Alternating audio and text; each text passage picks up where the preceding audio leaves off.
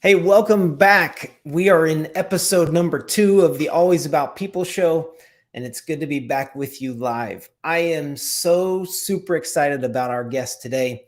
I mentioned on our first episode that you wouldn't just have to hear from me every week, but that you would get to hear from some guests. And I've got a special one today.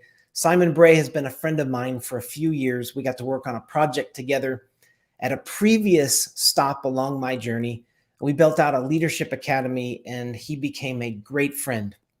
He is an expert in leadership, in culture, and organizational development. He's traveled the world. He's spent time in different countries, and I consider him a great friend. I'm so honored that he would be here with me today and that we would have a conversation today about what leadership looks like in the workplace. Simon, I'm so glad you're joining me. It's great to have you. Thanks so much, Chris. It's a real honor to be speaking to you today.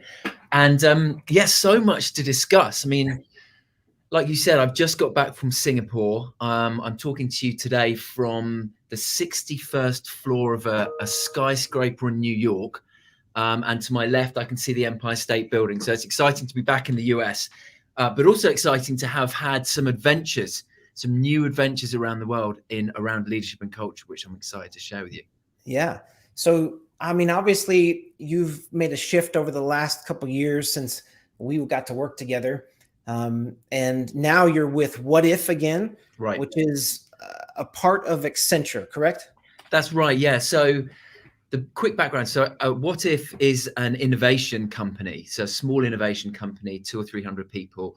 And essentially our mission is to help larger organizations unlock the human ingenuity of their people. And in 2019, we were acquired by Accenture. So obviously huge mega consultancy, about 600,000 people. And I came back to What If. I'd previously worked for them at the beginning of last year to move from New York to Singapore to set up What If Singapore, and also to look after leadership and culture as a discipline for Accenture in Asia. So that was an 18-month thing, and I just got back in the summer. It's so good to have you back stateside. What's it like working in Singapore? It was wild. I mean, so first of all, I went there during COVID. So that in itself was a pretty unusual situation, unusual time to move. There was a few interesting things about the experience. I think one is figuring out how to set up a new organization essentially within a much larger organization. So we were acquired, but then essentially had to set up a startup within Accenture in Singapore. So, how do you do that? How do you figure out how to operate in that system? How do you figure out how to attract a different type of talent? How do you figure out how to work in a different culture? All of those things I was trying to figure out. And I think what I found was that one, as with anything, the most important thing to be able to be successful in that environment is one, relationships, making sure that you are building trust on an ongoing basis. And that for me is the biggest thing, which is if people don't believe that you're going to follow through, if people don't believe that you have integrity, then you're going to be unable to make anything happen. So that was the first thing. And then the second thing is, how do you figure out how to operate in a different continent, in a different environment? And I was asked many times, what's it like to work in Asia? Now, the quick answer to that question is there is no such thing as Asia, because Asia is a vast place with many different cultures. So actually a better question is, what is it like to work in Southeast Asia? Or what is it, like to work in India, for example? Because all of those places have really very different cultures and therefore have to be engaged with in a completely different way. Yeah. No, okay. So last episode, I talked about the Great Resignation, and I framed it up that I actually think that that's like not a proper way to talk about this, because the quit rates have actually been increasing since 2008, and pandemic or not, we'd be at the same place on that basically linear model that we would have been with or without the pandemic. So that seems to be pointing to a bigger issue in the workplace that I know you're passionate about. Mm-hmm. What I framed up for people was that when you take into account human motivation, which you and I spent a lot of time talking about, Yeah. when you also take into account Maslow's hierarchy of needs and the needs of human beings, and then you look at really what's going on inside the workplace today and the shift from one generation to another, it appears as though the Great Resignation is becoming an excuse or a justification for why our workplaces are the way they are. But I would say it has to do with leadership, and that leaders understanding more about their people. You said it before that what if is about unlocking human ingenuity. I love that phrase. But when I think about leadership, it's like, okay, something's got to change. How do we get leaders to change their perspective in the workplace today? Yeah, I mean, it's a really interesting point of view around, is this a moment where we're suddenly seeing resignation, or is this just something that's been happening for a while and we're just kind of becoming more aware of it? A few thoughts on that. I think one is, I have found that, when I'm speaking to people, and, particularly people who are thinking about moving role, one of the most common things I hear is, I'm not learning anymore, or it doesn't feel fresh anymore. And of course, there are many more things than that, but that's one of the most common things I hear. And when you really unpick that, I think what you can get into specifically when it comes to leadership is, what is the role of a leader when it comes to developing people? Because if people are frustrated because they're not learning anything new, they're not progressing, they're not feeling any freshness, it's because the leaders aren't creating a range of different journeys for people through their organization. And it's because leaders aren't taking the time to actually engage with people firsthand and pass on their experiences. So those would be the two things I think, are things that, in my opinion, leaders aren't generally doing well. And that's one of the reasons why I think you're seeing what you're seeing, and people wanting to move around, because often people move around because they want, hey, I want to try something different. Well, why couldn't you create that in your own organization? Yeah, no, that's really good. But what we tend to hear from leaders, at least in terms of the conversations that I'm having, is a leader will say, well, so why is that my responsibility? I mean, wasn't there a time when people just took that upon themselves? I mean, Simon, didn't you just go learn on your own? Why is it my responsibility to do that for someone? Yeah, it's a great question. I think it's your responsibility, because if people are leaving your organization, number one, then that's a problem that you need to solve. Number one. I think the second thing is that large organizations, and I'm mainly talking about large organizations here, are not really set up to be oriented around the individual, right? They're often set up to be oriented around the system and the output they're providing. And, in the last few decades, that's been done for very good reasons. You want to create large organizations that are able to operate efficiently. But I think what everybody's starting to realize is that actually organizations need to become more human-centric. They need to be organized in a way that is specifically designed to pull out the potential of individuals, as opposed to optimizing the system. Because if they're not oriented around the individual, then people will just leave, and you'll have this kind of huge talent issue. And so that's why I think it's leaders' responsibility, not only because it's an acute problem that they're facing, but also because they need to redesign their organizations fundamentally to make sure that they're not quite so robotic, that actually they're really thinking about how do you help individuals flourish. And I don't think they are really set up around that at the moment as well. I've just read a great book, actually, by a guy, he's a management guru called Gary Hamel, who you may have heard of, called Humanocracy. And we're doing some work with him here. And essentially, he creates a very compelling case for the shift from what he calls, bureaucracy to humanocracy. And what are some of the principles that underlie that, and how it's really leaders are the only people that can do that. And it's pretty inspiring stuff. Yeah.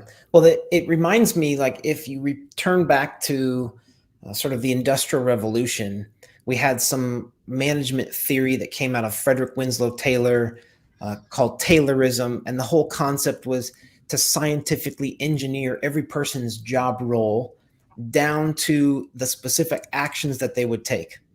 In many ways, it said, managers, you do the thinking, workers do the working. And we created systems to get things done efficiently. Right. And yet you used the term earlier, people felt or feel robotic, Yeah. like I'm just merely a machine. Now we're coming out of that, we're pulling back and we're saying, okay, let's get more people centric. Let's get more human centric. And again, you mentioned it. How do we pull out the best in people? The top of Maslow's hierarchy of needs is self-actualization, that each individual would become the best version of themselves. What are some practical ways that you're helping organizations do that? Yeah, I mean, this is the key. So the practical ways you're doing that is making sure that you're balancing two different things. I think one is designing roles that are oriented around people's own intrinsic motivation. So what do people enjoy doing? What impact do they want to have in the world? What they want to learn, how they want to progress. So making sure that you're tailoring their experience around that as individually as possible. The tension comes in that, of course, you need to make sure that you're still operating efficiently. You're still having able to run a profitable enterprise. And sometimes, if you were to tailor individual jobs for every single person, then that might create a lot of waste, and it might get in the way of you being a profitable business. But I think that's the tension that we need to overcome. What I've started to believe and what I'm starting to see in the world is that there is a way of doing that. The way to do that is to make sure that the overall system you're designing is it's really clear what lanes you want people to stay in and what their degrees of freedom are.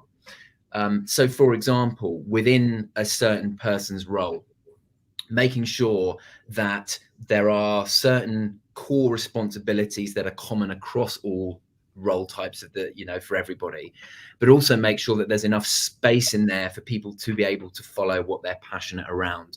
So making sure that that is baked into the role description itself. The other piece of this is making sure that leaders are able to understand what level they're leading in the organization, because it's quite different to be a CEO versus, to be a leader of a team of team leaders versus being a team leader. Mm-hmm. And actually getting really clear on what are the roles of those leadership levels as it relates to, individuals, and job design is also a really, really important part of this. So it's not a straightforward answer, but it's a really important one-to-one pitch, because if we don't get it right, then people will not just leave, but even worse, I think you'll have a lot of people not leaving and just becoming demotivated. And I feel like that's almost worse than leaving, actually, is having people who don't really want to be there, but they just can't figure out how to leave. Yeah, you've got people who are just going to be hanging around, right? Who are driving to work every day, who don't really want to be there, don't really care. And then it feels like that's when the conversation becomes one of compensation, where like, if I'm not actually motivated intrinsically by anything going on in this organization, then I'm going to get as much money out of this as I possibly can. Right. I mean, that's not the way, you if you think about it, of course you want people to feel fairly compensated, but I don't believe that's the way to get people to be really excited about the work. It's a way of getting people to feel, fairly rewarded. And of course they'll do their job, but will they really love their job? I would argue probably not. But Chris, that kind of leads me on to, for me, the biggest question, which is, how do you, if all of what we're saying is true, that the role of a leader is really to make sure that people have a great experience at work and they're motivated. But but they're being rewarded and being kind of, their whole career, they've essentially been rewarded for controlling and making decisions. How do you get the leaders to make the shift we're talking about? And my experience around this is there's only so much you can talk to them about it. You have to also show them examples of where people have behaved in a fundamentally different way, and then get them to do quick personal experiments with new ways of working and with new behaviors. And that's the real way to unlock any kind of behavior change, particularly at a leadership level. And I say particularly because leaders tend to be more experienced and therefore sometimes can be kind of more set in their ways and therefore harder to make change. Okay, I want to cut you off. Yeah. I got to cut you off because I've got a question. Yeah. I mean, obviously you and I worked on some of this stuff together in the past. I mean, I'm experiencing a lot of leaders who, again, a consultant like one of us comes in and gives some great theories about how you should change and what you should act like, and then walk out the door, leaving the leader to try and figure it out. And both of us know habits don't change that way. Yeah. Beliefs don't change that way. So I'm assuming that a lot of your work, as my work, is kind of getting in the trenches with some of these leaders. You mentioned giving them examples or case studies and then setting up experiments for them to actually go practice it. You might have been going into this, but can you give an example of that? Yeah. Can you give some specificity to it? Yeah, I can. And the case studies and inspiration piece is important, particularly if it's by peers that people recognize. But even that is, relatively, kind of straightforward. Like, people have done that before. So it's not sufficient to create behavior change. So when I talk about this concept of experimentation, one of the things we've been doing at What If at scale, over the last few years, and certainly in the last couple of years, is this concept called behavioral experimentation. And essentially what it says is change doesn't happen in the workshop, it happens in the work. Insight number one. And then the second piece is, so the way that this works is we say, right, let's pick a behavior that we want to unlock. Let's come up with a personal experiment that leader could run in the next couple of weeks. And let's not give it to them. Let's co-create it with them. And if they can come up with it on their own, even better. But sometimes we need to give them a little bit of help and structure. Then they can do that experiment and then reflect with their team on what they learned and what they took away and what they should do next. And I'll make that really real with an example. So we were working with a big bank. And it was the retail part of the bank, so branches that you would walk into. And there was a leader, kind of a middle manager type level of person who ran a bunch of teams. And one of the behaviors that we were trying to unlock was trust and empowerment. So essentially they were in this organization, which was quite hierarchical. Decision making was very slow. People felt a little bit micromanaged. And all of it was really, the root cause was a lack of trust and empowerment. And that meant they were moving slowly. People were a bit demotivated, didn't feel like they had any freedom to come up with any new ideas or to act. So this leader said, okay, I'm going to focus on empowerment. And what I'm going to do is next week, I am going to delegate all decisions to my teams. I'm going to say to them at the beginning of the week, I don't want you to come to me for any decisions. I want you to make them on your own. And I want you to make a log of every single decision from small to big. Now, there are certain guardrails in place around safety and, finances and stuff, of course. The amount they spend. Yeah, exactly. But not that many, actually, not that many. And then at the end of the week, this team, actually a team of team leaders, came back together and they reviewed every one of those decisions and asked themselves a very simple question. Would I have made that as the overall team leader, would I have made the same decision or a different decision, and why? And when they went through the decisions, over 80% of the decisions would have been made the same way. And the remaining 20 or so percent would have been solved for the most part by more context being shared with the team. They just didn't have enough background information to be able to make the right decision. And so what you have in 1 week is this leader going, wow, my team are on the same page as me. Hey, I should empower them more often by making decisions. So one, she quickly creates this behavior change. Secondly, she has some knowledge about herself.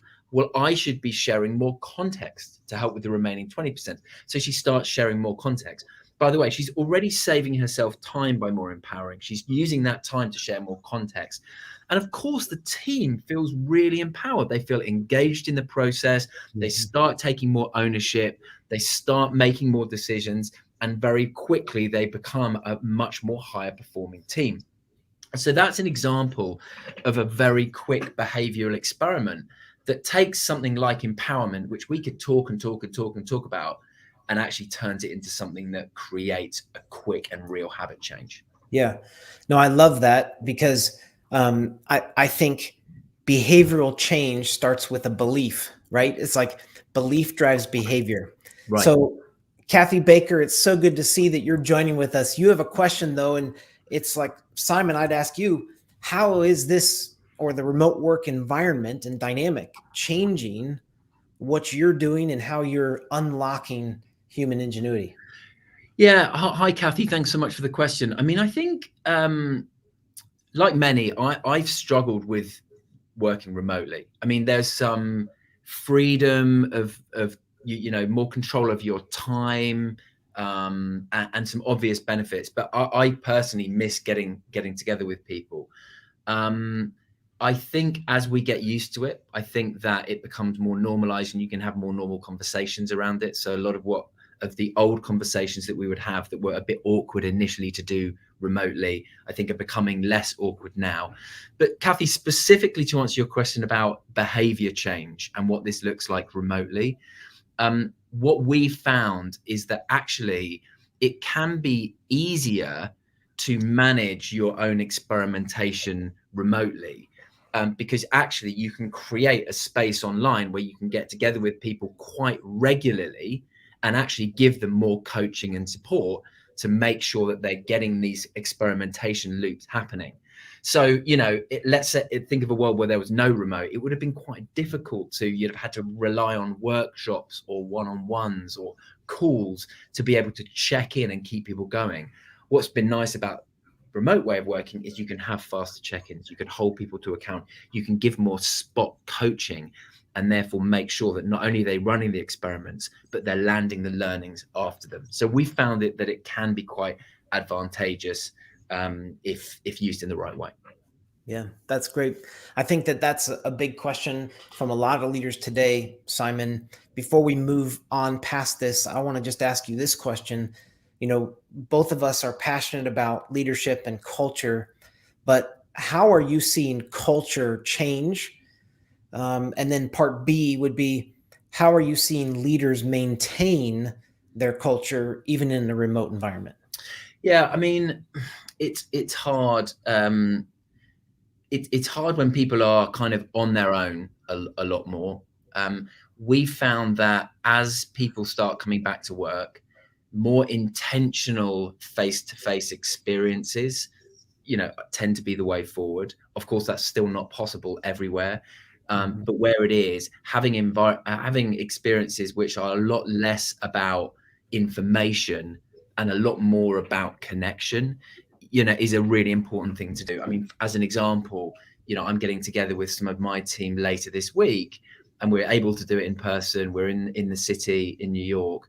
But it's really no content. It's not a lot of sharing what's going on because we can do that in other ways. It's just a lot about connection. So I think that's really, really important.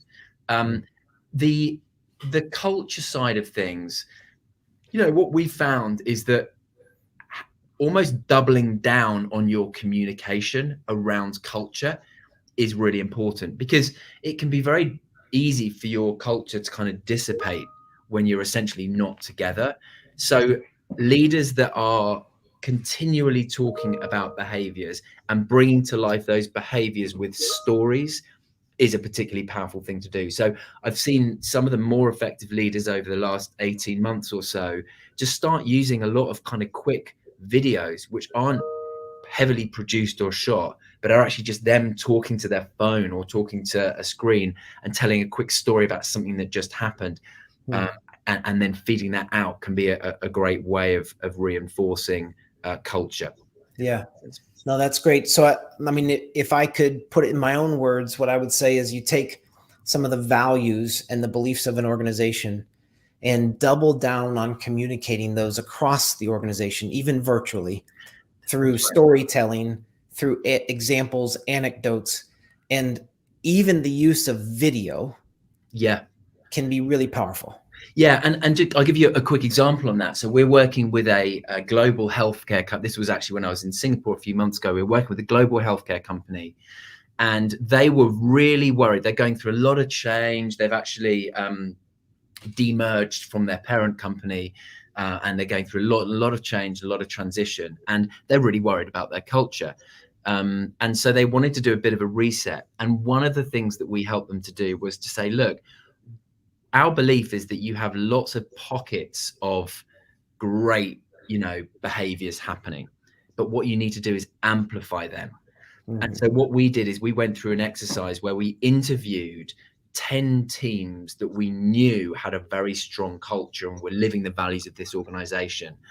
And what we did is we asked them to tell us the story as laymen. We wrote out the story in really simple language. And then we asked them to share some video of them talking about it, some quotes about their team, and we packaged it together into an interactive storybook, and then we sent that around the world. And it was really powerful because it was a piece of content that was mixed media. You could listen to it, you could watch it, you could you could read it at your leisure, and it was just a nice way of reminding everyone that culture is strong, of giving people some inspiration, and then challenging them to take that inspiration and apply it back to their own teams. And we had some pre-designed experiments that they could use as jumping off points into their team. And that kind of thing, I think, is more important than ever right now. So we've talked about leadership. We've talked about leadership even in a remote environment. We've talked about the changing of behaviors and habits through experimentation. I know that innovation is a huge passion of yours. When you think about innovation, how do you get people, even in this remote work environment, to be more innovative in this season? Yeah, I mean, it's tough. I think the framework that I think about innovation is, number one, you need some skills. So, a lot of people are familiar with design thinking processes or creative problem solving. It's really good to have a process and a set of tools that you can skill people up around that is consistent. And the reason consistent is important is, rather than have 10 different toolkits, have one toolkit that everyone can just practice and practice and practice. That helps with collaboration, it helps with expertise building, helps with knowledge sharing. So that's kind of part one. But part two is to get really clear on what the behaviors of innovation are as well. Because actually innovation requires a different set of behaviors than, running a team meeting or doing your forecasting or whatever it might be. And so we've codified a set of behaviors that unlock creative collaboration. And I'll give you two just as an example. The two that we use at What If primarily are greenhousing and signaling.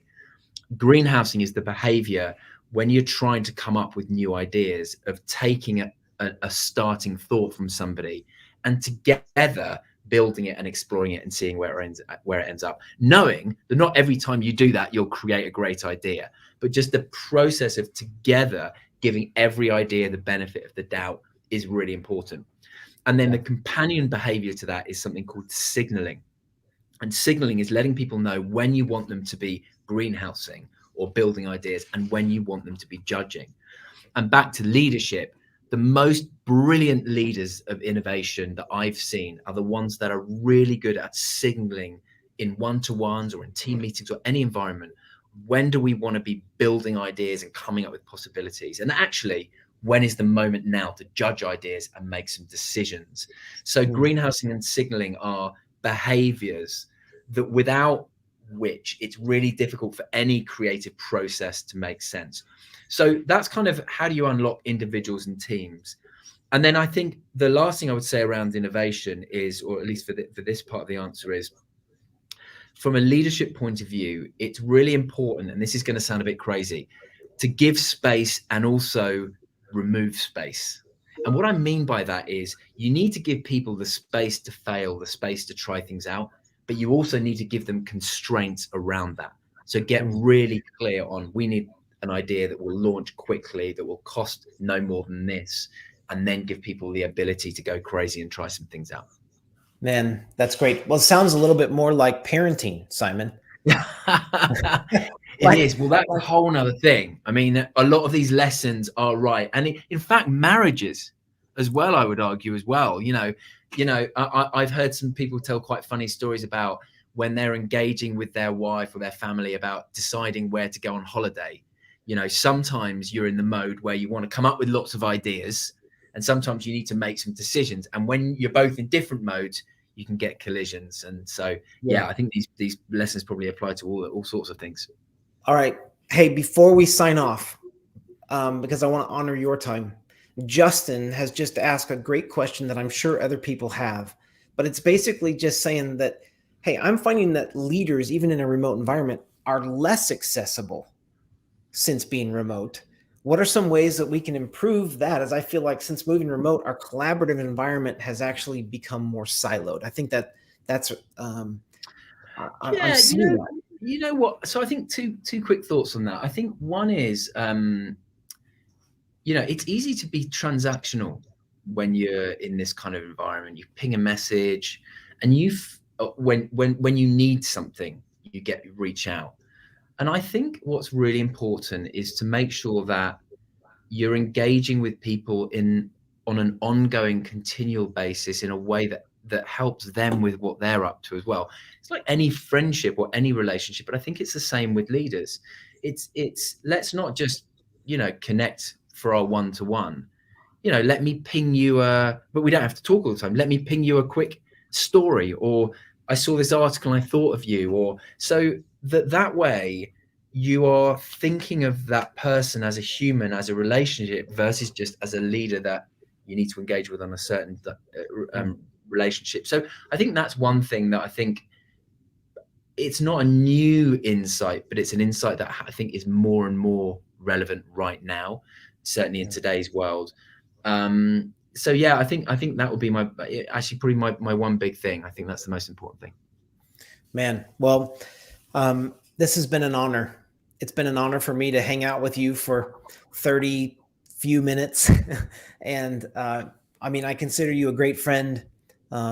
You are wise, and I appreciate all your thoughts around leadership, culture, innovation.